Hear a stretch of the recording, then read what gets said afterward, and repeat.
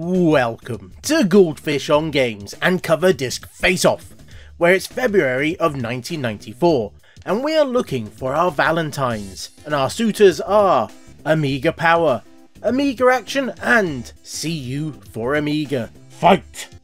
We start with Amiga Action, that has presented us with 3 demos across 2 discs, with the first being the last thing you want, a fight, as its body blows galactic. This is a one-on-one fighter that gives you 2 characters from the game's final 12 to play as, but it's been set up as a 2-player only demo. There's no AI for you to play against, which could be seen as a blessing and a curse if I remember playing this one before, as we got to see the final game in the series in the Amiga answer to Street Fighter 2 video, and the AI was known for being a little bit cheaty. So if you have someone to play against, then this isn't too bad a demo. The level looks interesting with some nice animations going on in the background, and just look at the reflections in the water. You can even try out all the moves, with the special being a simple hold down the button to trigger, but every time you do that it will take longer to activate.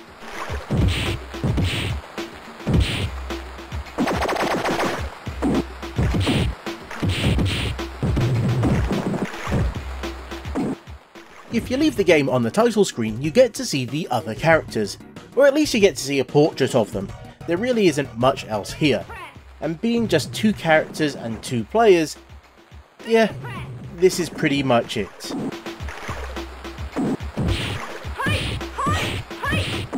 And so apart from Kai Tai giving us the sparkling finger if you win, I think it's time to move on to the second disc that starts off with another commercial demo. And that's for Fury of the Furries, which is a fun little game and is absolutely not what you're currently thinking about. I'm guessing this must have been based on a near finished game, as it has the title screen, loading screens, and even has an option between playing in 50 or 60 Hz. But what they have done is skip the tutorial levels, so you're going to have to get stuck right in. But the goal is simple, make it to the exit. How you do that is by using the various coloured forms that you can switch between, as each has its own special ability. The yellow can do Hadoukens, green can throw out ropes, red can eat blocks, and blue can swim underwater. Now using these, you should be able to make it around the level. Changing form is as simple as just pressing down and then using left or right to switch. And as you might imagine, using the right furry, or tinny as they like to be called in the full game manual, in the right place is absolutely key.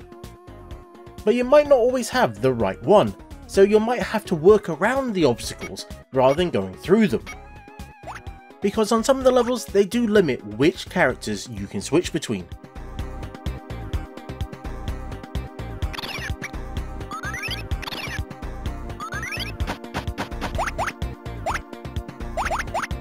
And as you play, you might notice these coins that you can collect, and if you get 100 of them, then you can get an extra life, which in the full game is very much needed, as lives can very quickly run down. But in the demo, I think you're probably going to be okay, as there's only 3 levels and they're not too complex to complete, but it might take you a few goes. But thankfully, this does show a nice range of the things that you can expect from the final game, including those extra lives, and blocks that you can push to get to secret areas. It is quite a fun little title, and one we might have to look at in more detail later.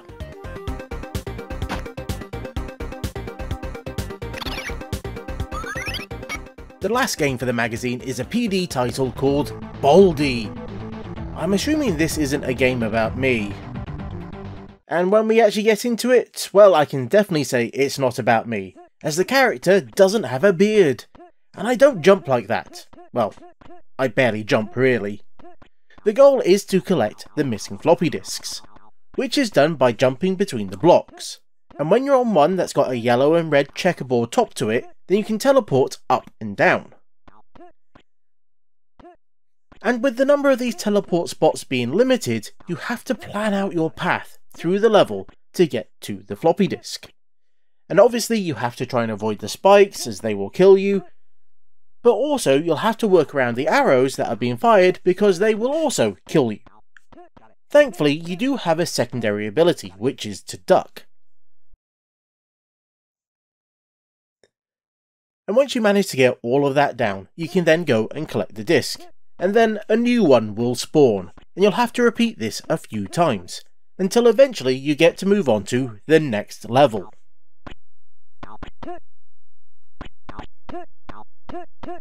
Where you'll get to do it all over again, but this time with some new artwork and more difficult layouts of the teleporters, and obviously a few more arrows just for good measure. Because when you get more than 2 teleport pads on a column, then they are paired up, so you have the top 2 and the bottom 2, and you can only move between those pairs, which makes things more complicated as you really have to think about where you're going to go when you try triggering the teleporter. It's actually quite an interesting game and it's got some very neat touches, but the teleporters, they can be annoying, as it can move you and then move you back very quickly if you hold the fire button down for just a little bit too long. They really should have done it so it was on trigger or on release, not when they've just detected that the button is down. But overall, it is a very cool little PD title.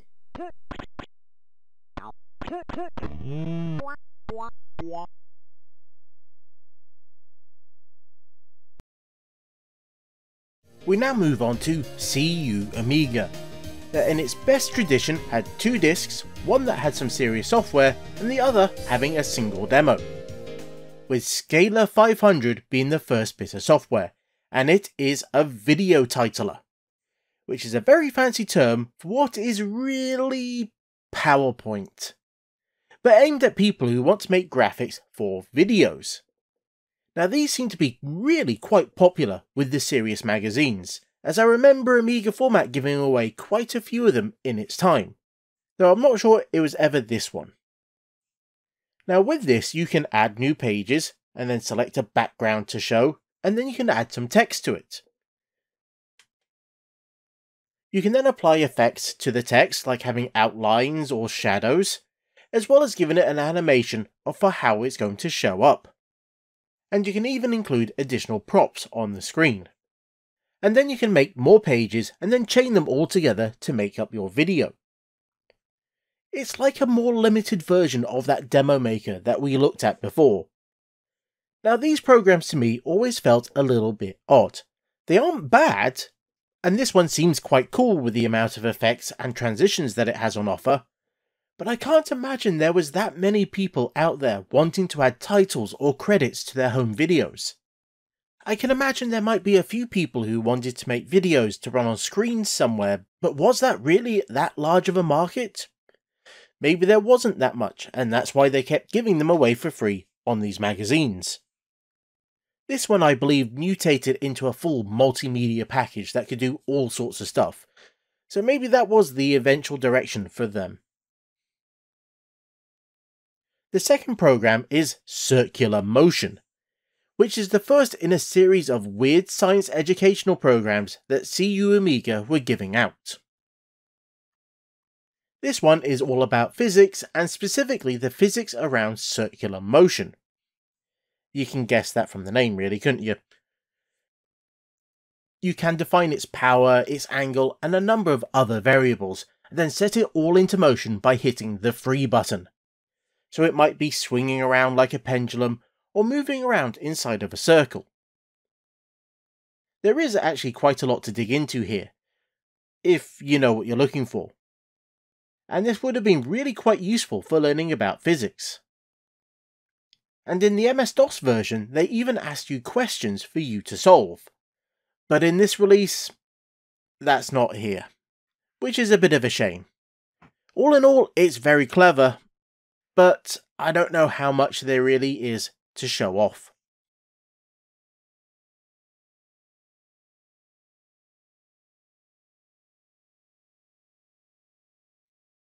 Its single game demo is Simon the Sorcerer, a point-and-click adventure, which is set in a fantasy land that has a good dose of comedy, as seen by the unique intro that they added just for the demo, which is a really neat touch really. This is quite a decent sized demo that would have lasted really quite a while back in the day, particularly if you don't have a guide, as you have a few objectives that you need to do in this area that's actually a little bit further into the game than you might expect. The game uses the now standard verb style interface, so it's easy enough to use items and interact with the world, as you can consume, wear, look at, move, and give objects. It might have more verbs than most of the adventure games at the time were using, as there was this trend to try and reduce them down, with some of them being a simple look and interact and that was it, but I don't think there's anything wrong with this. It just adds to the amount of challenge that you have, as you'll have to work out exactly what you need to interact with, and how to do it. And I have to say, this is all looking quite lovely, as this is the original Amiga version of the game, so it's not even pushing the 256 colour limit of the 1200. All you had to do was have a 1MB Amiga and you could play a game that looked this nice. And with this being the floppy version, yeah, it doesn't have any speech, which was done by the great Chris Barry. But that wouldn't show up for another year. Now if you've not played this game before, our hero, Simon, gets transported to this world by the wizard Calypso, and he tasks you to find him. And in this area we have to find a few gems and a few other bits and pieces, and this is all told to us by the demo guide, which you can find in your inventory. Now I've played this game a few times and I am a bit of a fan of it, and its follow-up. The later ones, we forget about those. So if I got this demo back in the day, I would have stuck quite a few hours into it, trying to solve all the puzzles.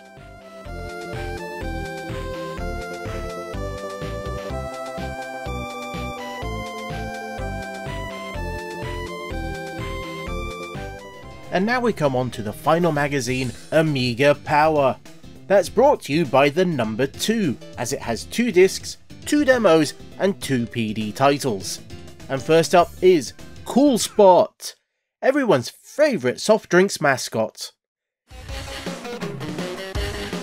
In what is looking like a mostly finished game, as we find an options menu where we can switch it to joypad mode, which means we can use a button to jump. As this, if you've not seen the game before, is a platformer, and one that you play as said mascot.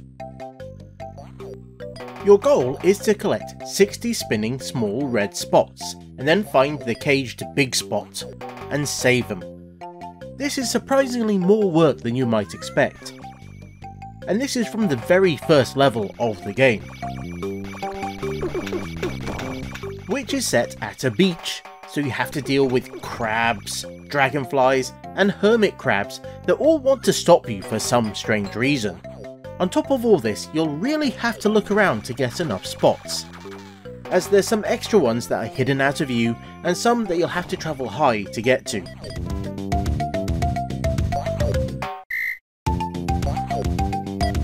At this point, I was going to complain about how the game was missing its sound effects, and it was messing up the music, as it kept dropping notes to make way for those sound effects. But then I recorded this footage, and guess what was playing?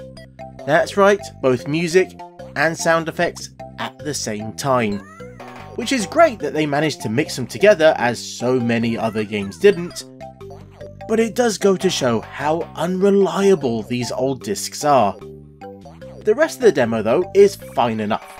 The movement of Cool Spot is a little odd with his acceleration, but you do get used to it, and everything scrolls nicely enough.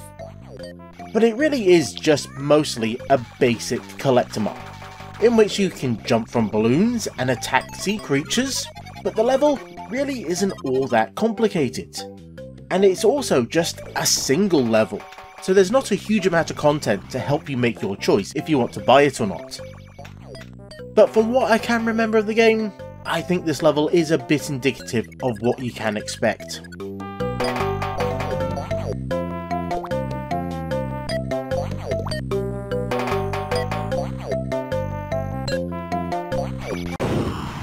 Next up is a PD title in the form of Smidge, which is another platformer, but this time in the Mario mold, and I have to say, this is actually very nice.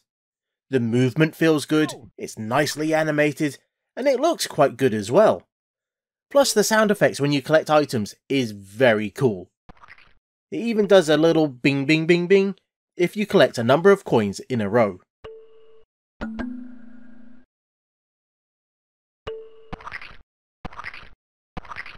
Ow!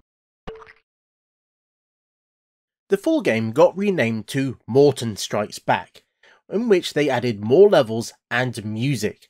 But for a PD title, this is putting a number of commercial games to shame.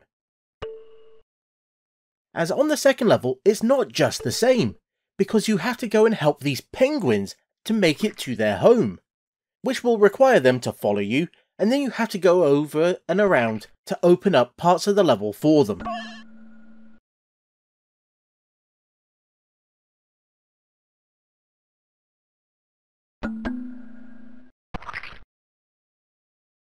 There's even a bonus level, and after that we get underwater. But not just the normal Sonic physics, where it's the character just moving a bit slower. Morton actually seems to swim and move differently. You don't have a direct attack, so instead you have to jump on your enemies, which can make the underwater parts a little bit harder. But all in all, this is a very well put together PD title, and one that I'll have to check out the full version, as this was really quite lovely. The final disc of the episode also has two options, so let's start with Lamborghini American Challenge, which unsurprisingly is a racing game.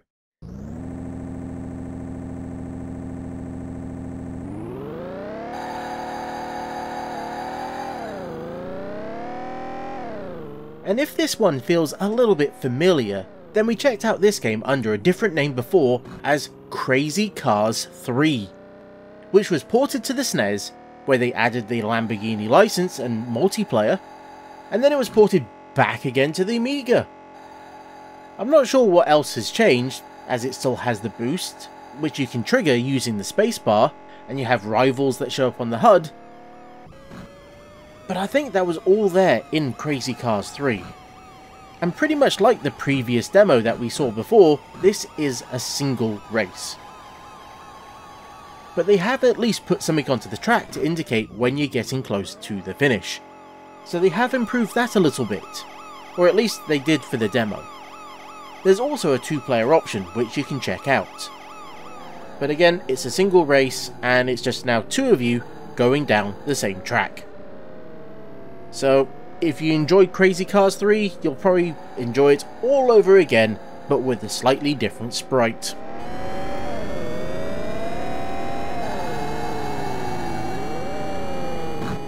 And the final game of the episode is a PD title called Golf, which makes you sit around for a bit as its title screen slowly animates on.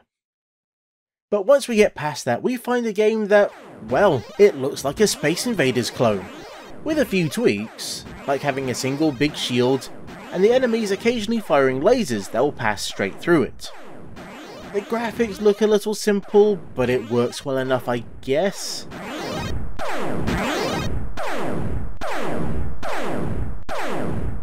But then, the second level surprised me, as it changed everything up, well apart from our main sprite. As it turns out, this is really a mashup of various different arcade shoot-em-ups.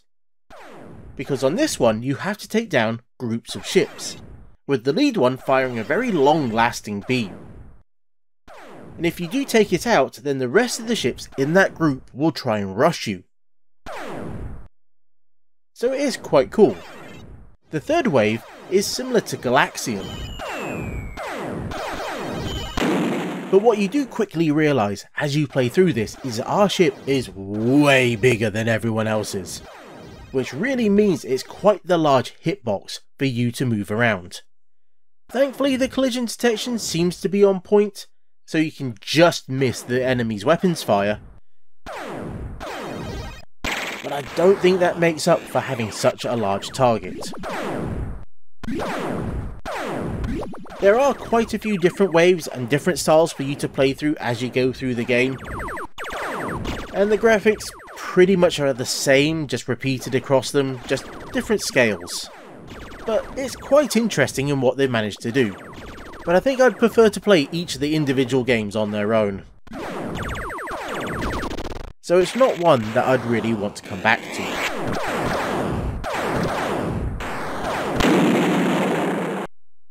And there we have it. Like last month, this isn't the best selection of games we've ever seen, but I do think it's a step up. But we've still got to rank them. And in last place we have... See you, Amiga. I'm a big fan of Simon and it was a great demo, but the serious software really didn't do much for me. In second place, I'm going to give it to Amiga Action. Fury of the Furries was ace, and Baldy was quite interesting if fiddly, but overall it wasn't the best. So I'm going to give it to Amiga Power with the top spot, as it had a really nice mix of PD and demos. And as always, if you had any of these magazines in the past, or if you think I got the order wrong, then you can let me know down in the comments, or you can go catch up with me on the Discord. And until next time, I was the Goldfish. That, I think, was better than January, and this was Goldfish on Games. Thank you for watching this cover disc episode. I've made quite a few of these in the past, so if this is your first, then please go check them out. I think you'll enjoy them. Or you can tickle the buttons just under the video to let YouTube know that you enjoyed it. And thanks for watching, and I hope to see you again soon.